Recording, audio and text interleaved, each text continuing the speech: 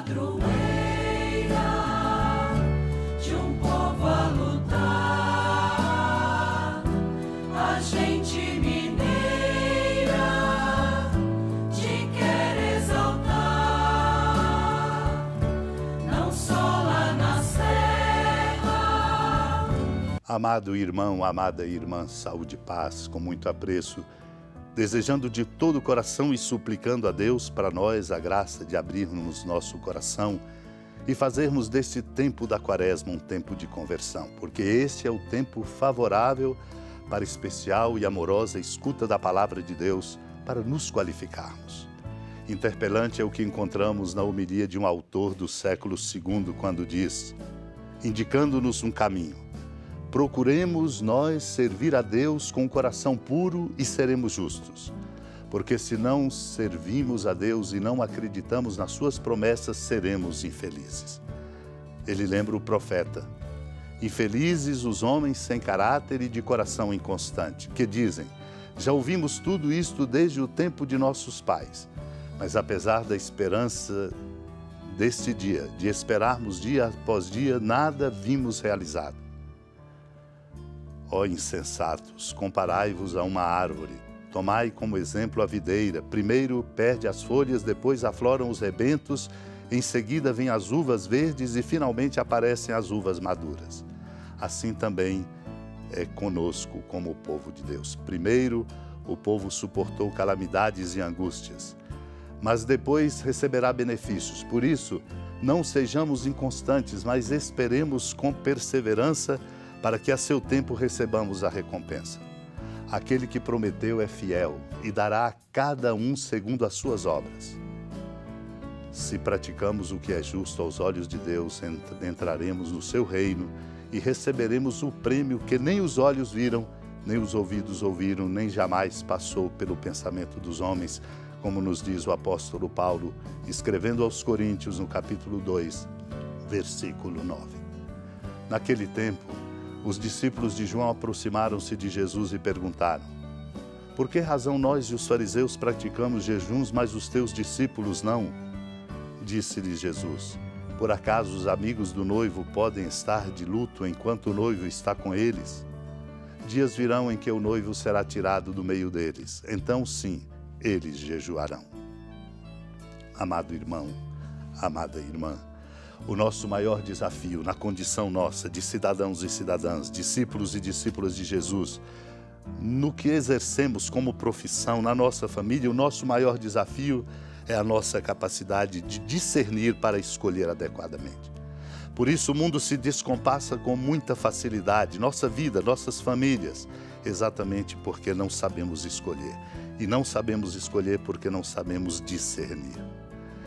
Estes que se aproximaram de Jesus e perguntaram: por que razão nós e os fariseus praticamos jejuns, mas os teus discípulos não? A resposta de Jesus é exatamente para apontar a importância para mim e para você em tudo. Do contrário, nunca seremos exitosos e descompassaremos a nossa vida, é a nossa competência para discernir e escolher.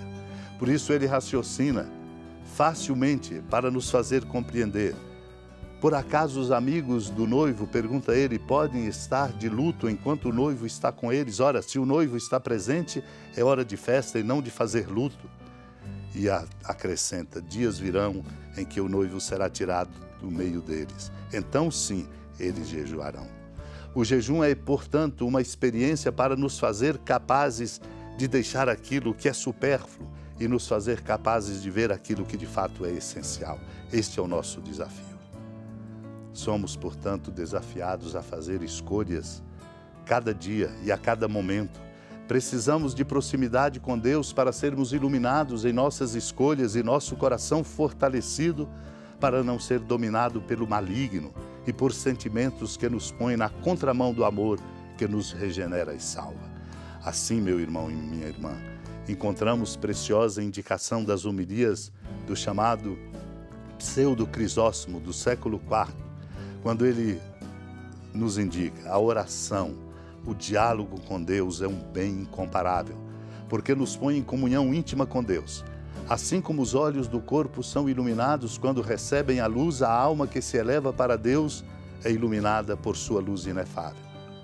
Ele fala da oração, que não é só uma atitude exterior, mas que provém do coração e não se limita a ocasiões ou horas determinadas, prolongando-se dia e noite sem interrupção. Com efeito, não devemos orientar o pensamento para Deus apenas quando nos aplicamos à oração. Também no meio das mais variadas tarefas, com o cuidado dos pobres, as obras úteis de misericórdia ou quaisquer outros serviços do próximo, é preciso conservar sempre vivos o desejo e a lembrança de Deus. E assim todas as nossas obras, temperadas com o sal do amor de Deus, se tornarão um alimento dulcíssimo para o Senhor do Universo. Podemos, entretanto, meu irmão, minha irmã, gozar continuamente em nossa vida do bem que resulta da oração, se lhe dedicarmos todo o tempo que nos for possível. A oração é a luz da alma, o verdadeiro conhecimento de Deus, a mediadora entre Deus e os homens. Pela oração, a alma se eleva até os céus e une-se ao Senhor num abraço inefável.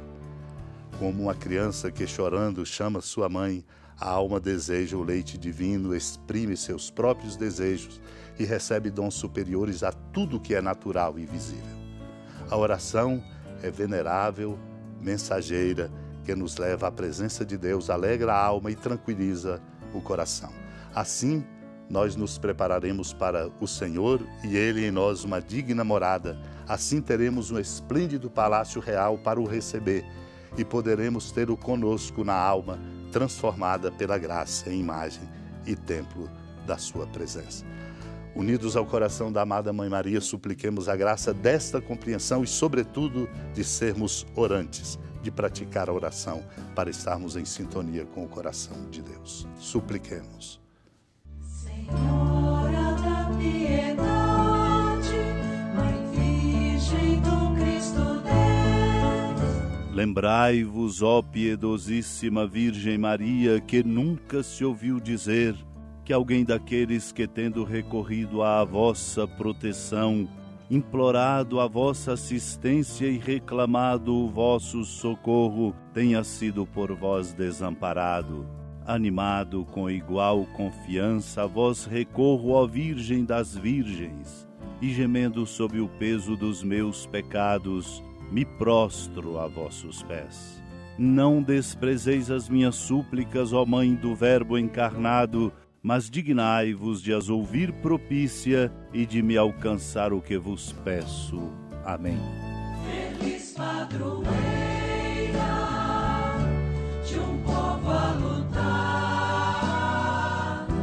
a gente mineira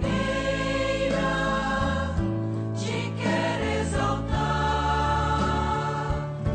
não só lá na serra, tu és esplendor de toda esta terra, também és fulgor.